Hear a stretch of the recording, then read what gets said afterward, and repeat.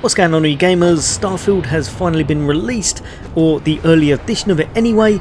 Today I'm going to be going over which backgrounds you should be picking or looking at in order to have a great start. If that interests you, then stay tuned. That's coming up next.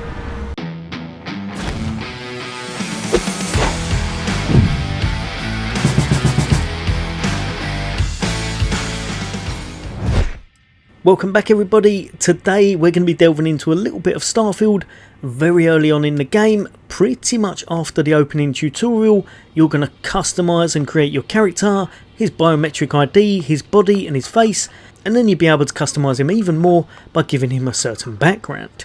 Now these can be amazing because they do affect certain interactions throughout your campaign and when you're adventuring around, but also one of the main things, they all have free starting skills. Some of them are a little bit better in my opinion than others, so I'm going to give you my top 7 pick of which ones I believe are the best overall in order to start off your playthrough.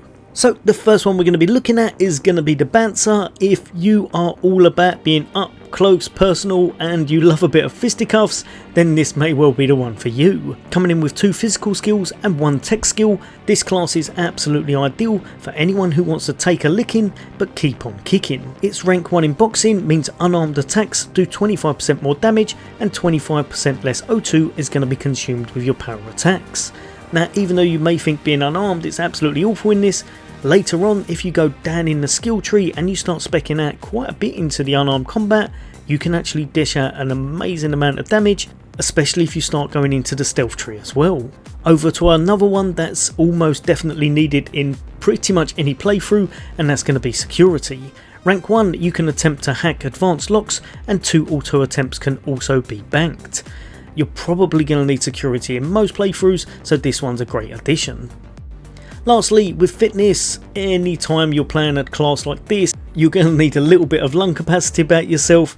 This means you get 10% more oxygen, and it's probably the equivalent of something like stamina in any of the other type of games you've played similar to this. Overall, Bouncer won't be for everyone, but if you want a bit of durability about yourself at the start, it can be a great choice. Over to another great choice, one that is the complete opposite to what we've just seen, and this one's going to be Diplomat. If you're all about commerce, trade, being diplomatic as it says, then this may well be the one for you. Your starting skills, very first one is going to be Persuasion. At rank 1 you're going to have 10% increased chance of success when trying to persuade someone. Over to your commerce, and this one's a nice easy one. It means that you'll be able to make a bit of money because you're going to buy things for 5% less and sell them for 10% more. And lastly, one that's great in any single playthrough, however it does seem a bit of a weird addition to this one, and that's going to be your wellness. This is going to increase your maximum health by 10%. Like I said, this one's just a great all-around one, especially if you want to go down the more trading and cooperative route, then this may well be the one for you. Over to our next one, and now we're going to be looking at the Cybernetist, which is a bit of a mouthful to say, and its skills are kind of all over the place. They really are. You've got 1 in science, 1 in tech, and 1 in combat, but they all work very well. So if you're trying to put a kind of spread out build together, this may well be one to look at. For your medicine, at rank 1, med packs, trauma packs and emergency kits are all going to restore 10% additional health at 10% faster. Over to your security, like I said, being able to hack is going to come in handy in pretty much every situation you're thrown into. And lastly, a little bit of a specialised one, but may well be one you want to throw on. Now your laser weapons do 10% more damage. This is the only one I've chucked in with that skill, so if you're looking for a character that's going to be upping the damage with his lasers, as well as having some nice all around skills, then again this may well be one to keep an eye on.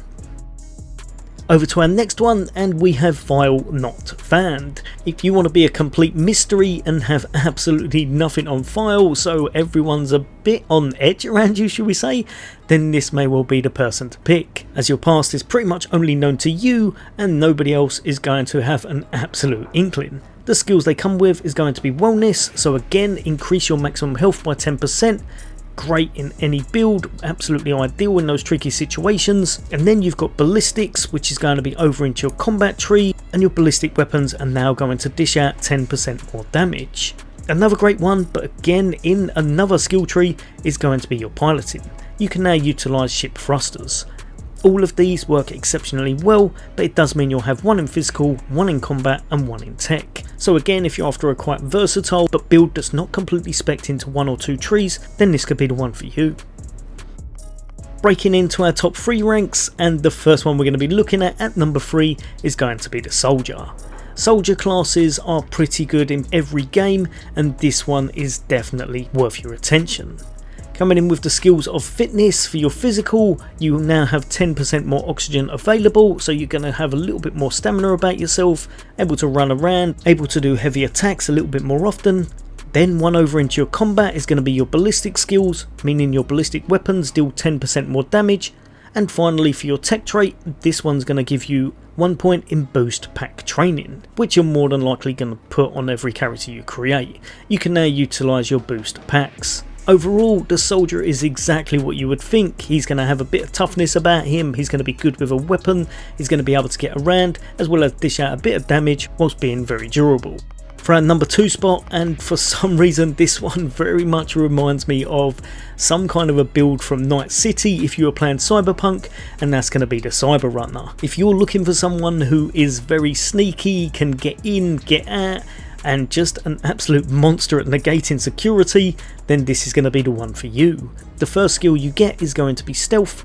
Adds a stealth meter, you are now 25% more difficult to detect when sneaking. Suppressed weapons do an additional 5% sneak attack damage. Without this, you have absolutely no stealth about yourself whatsoever, so if you do want to be a bit sneaky and you do want to take advantage of that extra damage, you're going to need at least 1 point in stealth, which I think will come in handy in an absolute abundance of builds.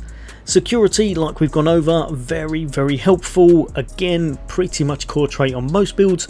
You can attempt to hack advanced locks and you're going to get 2 auto attempts that can be banked again. This can net you some nice rewards in the game, and later on you're probably going to want to be able to unlock as many locks as possible to see what goodies are inside those tough containers and safes. Lastly, Theft means that you unlock the ability to pickpocket your targets. This one is very good later on if you spec into it, because it also means you can get the upper hand and pickpocket their holstered weapons. So a very fun background, and one that you may want to look at if you're going down the more stealthy route. Lastly, coming in at that number 1 spot, remember this is personal preference, everyone will have a difference of opinion, but I think that the Bounty Hunter is definitely top tier in my books. This background means you'll get all 3 of your skills in tech, which is absolutely amazing for getting lower down in the trees, making sure you can boost them up as much as possible, and all of the skills within this are ones that I would put on pretty much every character, so even if you didn't want to go too far further down this tree, you could still spec into other trees, knowing full well that these are definitely going to come in handy at all times. With your piloting, you can now utilise your ship's thrusters, pretty much a must. Boost pack training, you can now utilise your boost packs, again almost a given on every single character. And finally, your targeting control systems, you now unlock ship's targeting functionality, which is very good later on, because when you start speccing down into the further ranks, you lock onto ships much faster in space and can absolutely make mincemeat of them. Overall, because it's got 3 very useful skills in the same tree, I think this is amazing for going further down in that tree and getting some of the really nice capstone end skills. Even if you didn't want it for that, it pretty much means you're going to be amazing with anything to do with piloting, your spacecraft, tech in general. Quickly going over to the skill trees, remember these backgrounds can be whatever you want, pick whatever you think suits you best, but ultimately you will be kind of proceeding down to some of the end tier skills, so you will need to level up some trees in order to make the truly powerful builds later on. Probably in one campaign playthrough, on a rough average, probably anywhere between 30 to 45 skill points, but as far as I'm aware, it is actually not capped out, so if you were to continually play this game, you could get every skill, although it would take an absolute age. Try to work out which ones you're going for mainly, and this will help you massively with your background choice. Some of the very last tier skills are actually quite game changing, so it's definitely worth speccing into 1 or 2 certain trees in my opinion. But yeah, let me know in the comments if you think there's any backgrounds that I've missed off that are absolutely amazing. I'm having an absolute blast with this game, and there'll be a lot more content on the way.